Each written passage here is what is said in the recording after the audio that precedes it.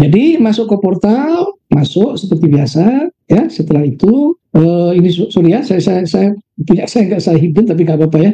Kalau ini adalah akun pribadi, nah di sini nanti kalau yang baru daftar akun itu ini jangan diperhatikan, klik ini daftar akun. Ini biasanya nanti masukkan email sama masukkan kata sandi gitu ya. Klik daftar akun ini maka akan muncul menu ini, laman ini, lalu klik siswa daftar. Kalau tadi kan sekolah, klik untuk siswa. Mudah ya.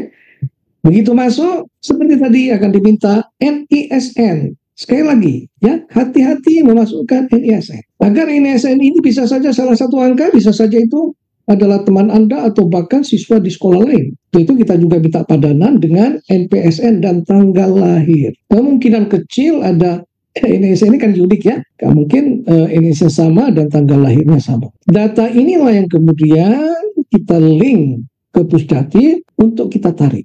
Jadi ketika selanjutnya akan muncul seperti tadi. Pertama, konfirmasi kaitan dengan NISN siswa, NPSN-nya, tanggal lahir. Seharusnya klop dia yang dimasukkan tadi. Lalu, masukkan emailnya 2 kali, masukkan passwordnya 2 kali. Ini untuk melakukan apa? Ya, mengaktifkan akun, ini akun ya. Jadi ketika submit, maka klik tombol ya, untuk melakukan ini pembuatan akun SMP dengan artikel ini telah berhasil. Silakan membuka email untuk melakukan aktivasi. Baik, kembali ke portal setelah itu. Nah, cek email. Sekali lagi, gunakan email aktif yang sehari-hari dipakai oleh adik-adik semua, adik siswa ini ya. Jangan gunakan yang lain. Tapi juga yang seringkali, ya kan, saya nggak tahu karena apa, siswa ini menggunakan, membuat akun baru, tapi begitu akun itu sudah ada, nggak memungkinkan untuk membuat akun baru, gitu ya. Tapi ada saja yang terjadi bahwa karena ada NISN yang salah gitu ya, sehingga itu akan menyulitkan bagi panitia. Tapi saya berharap bahwa oleh karena sebelumnya siswa itu sudah melakukan pengecekan dengan sesama, itu tidak akan terjadi. Oke, kemudian ada, begitu masuk ke email akan ada pesan seperti ini ya, lalu verifikasi akun. Sudah, setelah klik berarti sudah punya akun. Mudah kan? Ya. Nah, setelah itu baru login seperti biasa. Masukkan emailnya yang sudah terregistrasi tadi, kata sandinya apa. Sekali lagi ini tulis saja di HP ya. HP itu diproteksi, kalau diambil orang itu akan sangat sulit untuk bisa ditembus ya. Akan sangat sulit, tidak berarti bukannya tidak bisa, tapi akan sangat sulit. Oke, setelah ini masuk, ya masuk, muncul data yang ditarik. Nah, ini artinya ini data ini yang tidak ada kolom-kolom untuk melakukan entry, itu artinya data yang tidak bisa diubah. Ya, ini diperoleh dari Pusdati. Jadi kalau ada kesalahan di sini yang saya tunjuk ini, silakan lapor kepada sekolah. Sementara yang ini bisa diedit sendiri, ya, ini bisa diedit sendiri, ya. Alamat domisili ya kan, email, handphone, email nggak bisa diedit karena ini dikaitkan dengan akun tadi. Jadi saya katakan jangan sampai menggunakan bukan akun yang aktif. Tapi nomor handphone kenapa bisa diedit?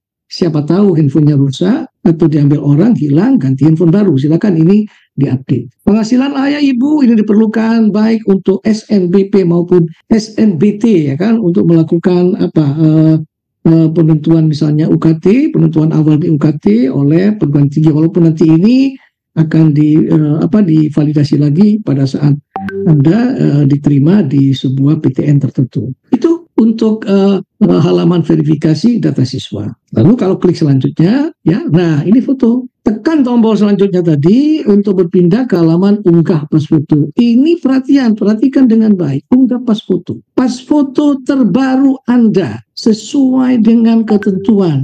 Apa ketentuannya? Mohon maaf ya, tolong dibaca. Tolong dibaca. Ya. 1, ukurannya 4x6. Resolusinya ini maksimum. Kira-kira ukurannya sekian dpi. Saya yakin ya kan anak-anak SMA sekarang ini sudah paham banget dengan konteks ini. Pas foto harus berwarna, disimpan dalam file JPG atau JPEG. Ukuran minimal adalah 40 KB. Kalau kurang dari itu, kemungkinan besar fotonya nggak akan bisa dilihat. Tapi kita buat maksimum supaya bisa menghemat storage, yaitu 100 kilobyte, dan itu sudah bisa dilihat dengan baik. Orientasi pas foto ya itu bisa nanti diedit. Posisi badan kepala tegak, kualitas foto harus tajam dan fokus. Semua ini disampaikan ya tidak ada bagian kepala yang terpotong, dan wajah tidak boleh tertutup ornamen, termasuk menggunakan masker, nggak boleh. Kepala terletak di tempat, ya, di tengah secara horizontal, jarak kepala ke batas kiri kurang lebih sama dengan jarak. Ini semua diatur, ya kan, supaya fotonya itu jelas. Karena foto itu menjadi salah satu pengidentifikasi, ya, pada saat dilakukan proses seleksi. Nah, ketika tadi sudah Al-Batar muncul di sini, coba bayangkan kalau di sini aja nggak muncul, lalu siswa klik selanjutnya. Saya nggak habis pikir, masa sih siswa sekarang itu ini yang nggak jelas selanjutnya? Nih rasanya, ya. Tapi faktanya ada. Udah tahu ada aturan seperti ini, di sini foto keluarga, foto narsis, gaya di tepi pantai, di puncak gunung gitu kan ya. Saya berpikir ini SMA tapi kok nggak tahu peraturan gitu. Ini ada peraturan kan ya. Ingat loh, narsis dan sebagainya itu akan menyebabkan Anda semua didiskualifikasi. Walaupun misalnya hasil tesnya baik, ya, perhatikan dengan baik, perhatikan dengan baik. Nah, ini bisa diatur kan ini, ya. Jadi ini artinya referensi yang ada garis-garis ini itu adalah posisi di mana di tengah-tengah yang kita inginkan. Silakan digeser, bisa ke atas ke bawah. Ini ada menu di sini ya. Ya kelihatan ini ya, bisa ke atas ke bawah dan sebagainya. Sekali lagi ada menu di sini detailnya di aplikasi yang tidak tampil di sini. Nah, ketika sudah sesuai diinginkan kelihatan semua, baru simpan. Jadi yang sering kali ya kan, pas foto itu di scan apa adanya, pas foto kan ukuran pakai scanner di pojok, di scan apa adanya. Yang fotonya kecil. Begitu foto kecil di sini kelihatan nggak kelihatan, sampai di sini pun nggak akan kelihatan mana foto saya. Itu masih ada siswa seperti itu. Ya, mohon maaf mungkin ya, saya nggak tahu. Tapi itu ada dan itu bisa jumlahnya cukup signifikan, gitu ya, termasuk bersama-sama dengan yang narsis tadi. Ketika sudah yakin, sekali lagi ya, perhatikan dengan baik. Kita sediakan fasilitas ini untuk memudahkan supaya foto itu sesuai dengan ketentuan yang telah ditetapkan oleh panitia. Ya, tekan selanjutnya, ya akan dapatkan. Ingat tadi kan sudah ada verifikasi data ya. Ini data ini, ya, ini masih verifikasi. Saya menyatakan bahwa data yang saya lakukan dalam borang adalah benar. Saya bersedia menerima sanksi pembatalan keseluruhan pada SNBP ya dan atau UTBK SNBT apabila data yang saya isikan tidak benar. Ini disclaimer ya, ini disclaimer. Jadi artinya fotonya foto si A pada saat daftar ulang foto si B itu menyalahi ini.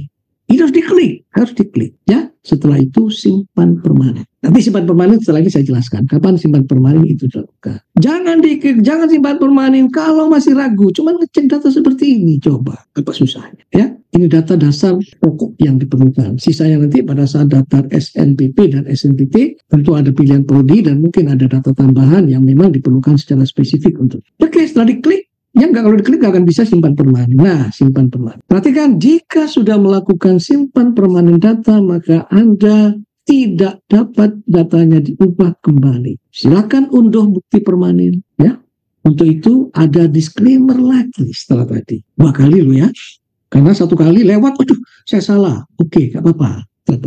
Diulangi tadi. Kalau sudah 2 kali, ya masih juga simpan permanen dan salah, ya sudah. Berarti memang kurang seksama di dalam membaca semua yang ada di dalam petunjuk pada saat melakukan registrasi akun dan verifikasi dan validasi data. Nah, simpan permanen akan ada bukti seperti ini. Nggak bisa dipalsu. Anda sudah tahu yang namanya QR code ini ya kan, QR code baca bahasa Indonesia. Ya, ada dulu kan saya sudah permanen Pak.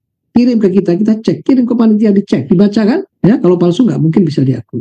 Ada yang seperti itu. Ya, ada yang masih mencoba, mungkin coba-coba siapa tahu SNBP itu gak cuma ada ini untuk gaya-gayaan, tidak. Ini betulan ya. Ini sudah ada informasi ini. Nah, ini penting. Tempat yang aman ya, taruh di foto atau taruh di OneDrive sebagian ya kan, sehingga Anda punya HP rusak, data Anda masih di Google Drive ya maksud saya. Nah, seperti saya sampaikan tadi waktu saya menjelaskan mengenai registrasi akun sekolah, agar tidak terjadi ketidaksamaan data yang dilakukan, data yang terkait dengan siswa oleh sekolah dan data yang dilakukan verifikasi validasinya oleh siswa, ini akhirnya diputuskan ya sejak 2 tahun yang lalu kalau tidak salah, bahwa permanen data hasil hanya dapat dilakukan setelah penutupan pengisian PDSS dari tanggal 9 Januari sampai 9 Februari. Artinya tombol simpan permanen akan muncul sebelum tanggal 10.